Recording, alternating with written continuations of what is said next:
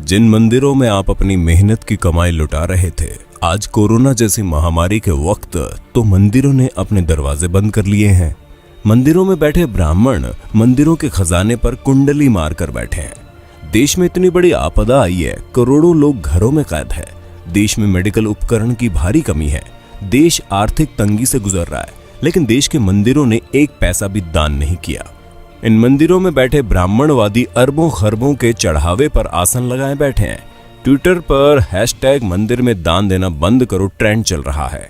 लोग कह रहे हैं कि जब मुसीबत के वक्त ही ना ही भगवान काम आ रहे हैं, ना ही उनके मंदिरों का चढ़ावा, तो फिर वो जा कहां रहा है। आइए आपको बताते हैं भारत के मंदिरों के पास कितना पैसा है। देश के अमीरों की बात आती है तो अक्सर अंबानी, टाटा और बिड़ला का नाम आता है। हालांकि आपको ये जानकर हैरानी होगी कि देश में कुछ मंदिर ऐसे भी हैं जिनके पास इन अरबपतियों से भी ज्यादा संपत्ति है। केरल का पद्मनाभ स्वामी मंदिर भारत के सबसे अमीर मंदिरों की सूची में आता है। यहाँ हर साल करीब 500 करोड़ रुपए का चढ़ावा आता है। 2016 में इस मंदिर की टोटल वेल्थ $22.3 बिलियन यानी कि करीब 1.47 लाख करोड़ रुपए आंकी गई। आंध्र प्रदेश के तिरुपति बालाजी मंदिर की टोटल वेल्थ 52,000 करोड़ रुपए है। मंदिर हर साल करीब 600 करोड़ रुपए की कमाई करता है। शिरडी साईं बाबा का टेम्पल देश के सबसे फेमस मंदिरों में से एक है। साल 2018-19 में लोगों ने यहाँ 679 करोड़ रुपए दान कर दिए। शिरडी मंदिर की कुल संपत्ति 2200 करोड़ से ज्यादा है। जम्मू के वैष्णो देवी मंदिर में सालाना 500 करोड़ से ज्यादा डोनेशन आता है। मंदिर के पास 1200 किलो से ज्यादा तो सोना ही है। वहीं मुंबई के सिद्धिविनायक मंदिर की सालाना कमाई 125 करोड़ से ज्यादा है। भारत में कुल 6,38,000 गांव है, 5,000 कस्बे और 400 बड़े शहर है। अमूमन हर गांव में मंदिर होता है। शहरों में तो देवी देवताओं के अलग अलग मंदिर होते हैं। इस हिसाब से भारत में 6 लाख से ज्यादा मंदिर है।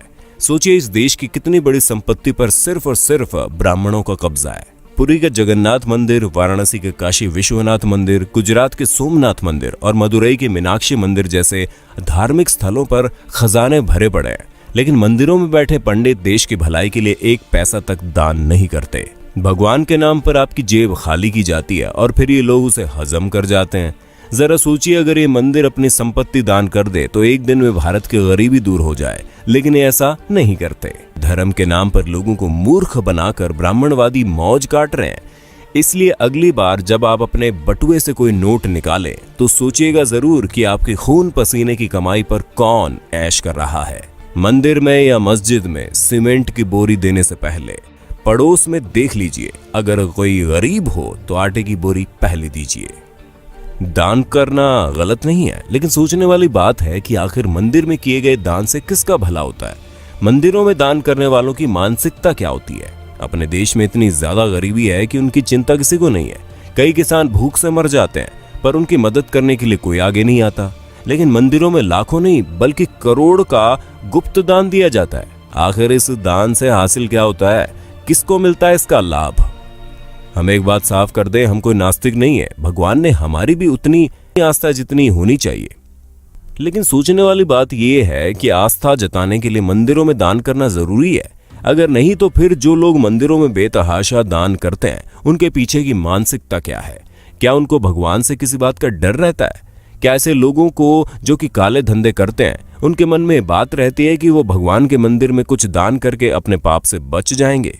हमें तो लगता है ऐसी ही किसी मानसिकता के वशीभूत होकर ये लोग लाखों रुपए दान करते हैं। लेकिन इनके दान से किसका भला होता है? हमारे देश के बड़े बड़े मंदिरों की हालत क्या है, किसी से छुपी नहीं है। लाखों दान करने वालों के साथ वीआईपी और वीवीआईपी के लिए तो इन मंदिरों के द्वार मिनटों में खुल जाते हैं। इनको भगवान के दर्शन भी इनके मन मुताबिक समय पर हो जाते हैं। लेकिन आम आदमी को घंटों लाइन में लगे रहने के बाद भी कई बार भगवान के दर्शन नहीं होते। कभी कभी लगता है कि भगवान भी अमीरों के हो गए हैं, खासकर बड़े मंदिरों में विराजने वाले भगवान। शिरडी के साईं बाबा के दरबार के बारे में कहा जाता है कि वहां पर सभी को समान रूप से देखा जाता है। लेकिन हमारे एक मित्र ने बताया कि जब वो शिरडी गए थे तो वीआईपी पास से गए थे और उनको दर्शन करने में कम समय लगा।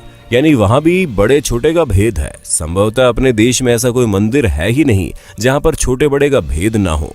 किसी वीआईपी या फिर अमीर को हमेशा लाइन में लगने से परहेज रहता है। वे भला किसी गरीब के साथ लाइन में खड़े कैसे हो सकते हैं? लाखों का दान करने वालों को क्या अपने देश की गरीबी नजर नहीं आती? क्या ऐसा दान करने वाले लोग इन खैराती अस्पतालों, अनाथ आश्रमों में दान करने के बारे में नहीं सोचते। जिन आश्रमों में ऐसे बच्चों को रखा जाता है, जिन बच्चों में संभवतः ऐसे बच्चे भी शामिल हैं जो किसी अमीर की अय्याशी की निशानी के तौर पर किसी बिन ब्याही माँ की कोख से पैदा होते हैं, क्या लाखों दान करने वालों को अपने देश के किसानों की भूख से वो मौतें नजर नहीं आती? हम तो इतना जानते हैं कि किसी भूखे को खाना खिलाने से लाखों रुपए के दान से ज्यादा का पुण्य मिलता है। किसी असहाय और गरीब की मदद करने से उनके दिल से जो दुआ निकलती है वो दुआ बहुत काम की होती है। हम मंदिरों में दान करने के खिलाफ कतई नहीं है, लेकिन किसी भी मंदिर में दान उतना ही करना चाहिए जितने से उस मंदिर में होने वाले किसी काम की मदद हो जाए। जो मंदिर पहले से ही पूरी तरह से साधन संपन्न हैं, उन मंदिरों में दान देने का क्या